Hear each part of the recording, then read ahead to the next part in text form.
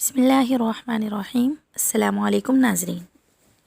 हज़रत मालिक बिन दिनार की तौबा का वाक़या। हज़रत मालिक बिन दिनार से किसी ने इनकी तौबा का वाक़या पूछा। आपने फरमाया कि मैं एक सिपाही था और मुझे शराब की आदत पड़ी हुई थी। एक दफ़ा मैंने एक बांदी ख़रीदी। वो बहुत हसीन व जमील थी। मुझे इससे बहुत मोहब्बत थी। उससे एक लड़की पैदा हुई। वो लड़की मुझसे बहुत मोहब्बत करती और मैं भी इसे बहुत प्यार देता था। जब वो चलने लगी तो अक्सर मेरे पास ही रहती थी। इसकी एक अजीब सी आदत बन गई कि जब भी शराब का गिलास मुंह से लगाने लगता तो वो मेरे हाथ से छीनकर कपड़ों पर शराब गिरा देती। मैं इसे मोहब्बत की वजह से डांटता भी नहीं था। जब वो 2 साल की हो गई तो वो फौत हो गई। इस पर मुझे सख्त सदमा हुआ। एक मरतबा 15 शोबान की रात थी। मैं शराब पीकर मस्त हो गया। ईशा की नमाज का भी होश ना रहा, हत्ता कि इसी हाल में नींद आ गई। मैंने ख्वाब में देखा कि रोज़े माशर बरपा है। लोग कब्रों से निकलकर मैदान हशर की तरफ जा रहे हैं। मैं भी उन्हीं लोगों के साथ जा रहा हूँ। मैंने अपने पीछे से आवाज़ सुनी। मैंने पीछे मुड़कर देखा तो एक काले रंग का बड़ा अजदहा मेरे पीछे पीछे भाग रहा था। मैं बहुत खौफजदा होकर भाग खड़ा हुआ। वो भी मेरे पीछे भागने लगा। इसी दौरान मैंने देखा कि एक नफीस लिबास पहने हुए एक बूढ़े मियाँ मेरे सामने हैं। सलामो जवाब के बाद मैंने इनसे कहा कि खुदा के वास्ते मुझे इस बला से बचाइए। वो कहने लगे कि मुझ में तो इतनी हिम्मत नहीं कि मैं इसको पकड़ सकूं। अलबत्ता भागता रहे, हो सकता है कि आगे चलकर तेरी मदद का कोई सबब बन जाए। मैं भागता रहा। आखिरकार एक टीले पर चढ़ गया। जब इस टीले पर चढ़ा तो वहाँ मुझे जहन्नुम की दहकती हुई आग नजर आई। इतने खौफनाक मनाजिर के बावजूद अजदहा के खौफ की वजह से मैं भागता ही चला गया। करीब था कि मैं जहन्नुम में जा गिरता कि एक आवाज़ सुनाई दी कि पीछे हट, तो जहन्नमी लोगों में से नहीं। मैं पीछे को दौड़ा। वो सांप भी मेरे पीछे दौड़ा।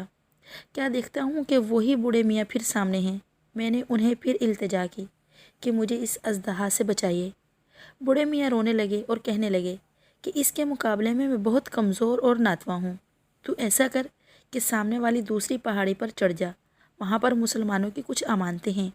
हो सकता है तेरी भी कोई अमानत वहाँ मौजूद हो जिसकी मदद से तू इस अजदहा से छुटकारा हासिल कर ले।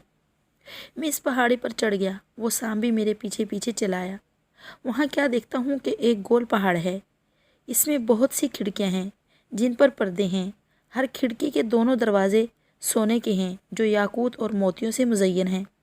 हर कवाड़ पर रेशमी पर्दा है।